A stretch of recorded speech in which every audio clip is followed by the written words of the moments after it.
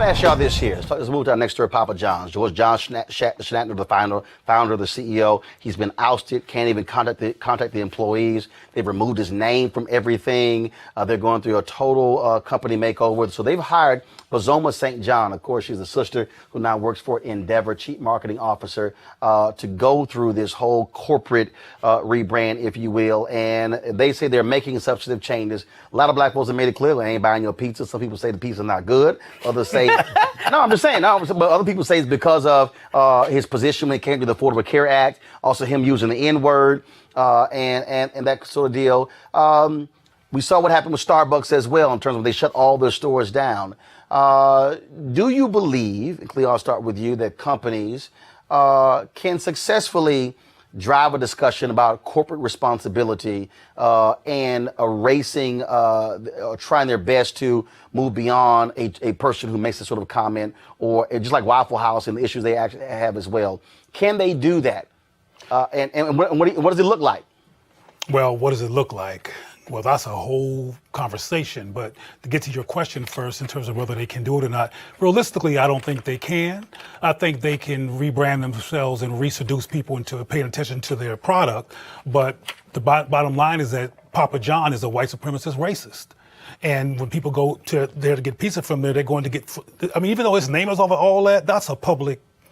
That's for the public, so people can feel like he's not involved. But he still has stock, he still has ownership, he still makes money off of Papa John. But we're seeing this, Angela, though.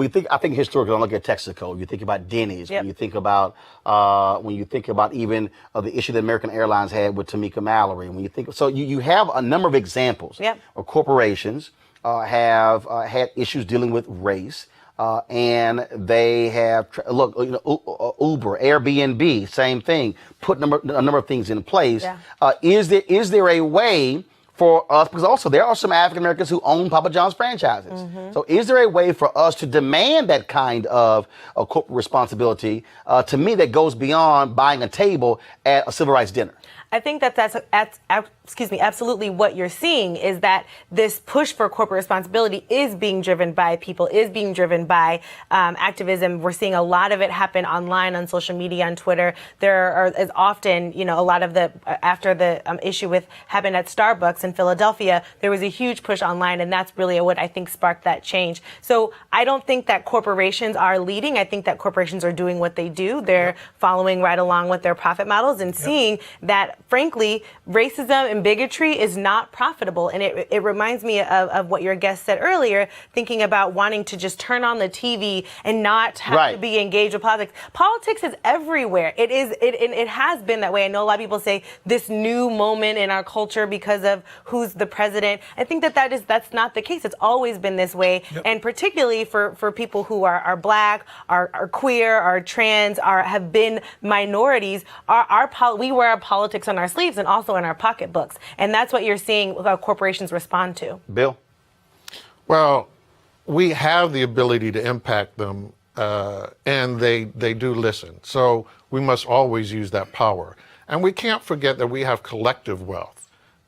It's in our culture. Mm.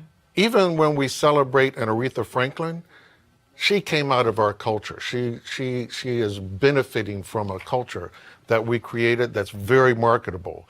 We have resources. We shouldn't act like we don't. We have to marshal them, and we have to be careful about how we use them and our image. Black women are not only doing it when it comes to politics, but this recovery, the re-entry of black women into the labor force has been at a much higher rate than for white women. So even though black women have about twice the unemployment rate, they overcome that by a higher level of participation. So a higher share of black women are working than white women. And we've also seen higher trends of black women entrepreneurship as well, correct? That's increasing. It's from a smaller base, but I love this grassroots involvement, overcoming barriers, and not paying attention to the barriers. It shows. And that kind of energy is what's the politicians But I just want to interject real quickly, Roland. There's a difference between CYA and transformation. Right. Right. And what I'm saying is, when one of these things happens, I think our job is to, well, not just our job, but say, no.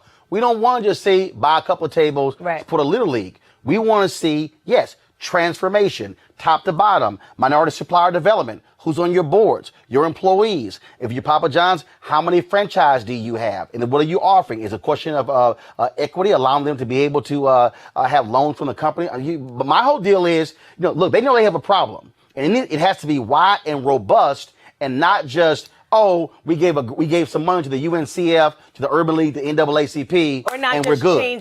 change their front-facing image. Or we hired a black consultant. Exactly. We hired a black female consultant. Right. My point is, it has to be robust. Right. But even beyond that, what are they doing politically? Mm-hmm. Are they giving more money to the campaigns that then undercut us? That's right. And when you look at where they give politically, right, it swamps what they give to our community. Of course. Gotcha. And what they give politically are to those things that interfere with our right to organize. Yep. We're the most unionized workers on the planet. They interfere with our right to decent wages. Right. So again, that's where we look at this thing in a much broader way. And while we're saying no, there are a certain number of things you have to do. We're going to keep that pressure on you until you do those things. And so we'll see what happens with Papa John.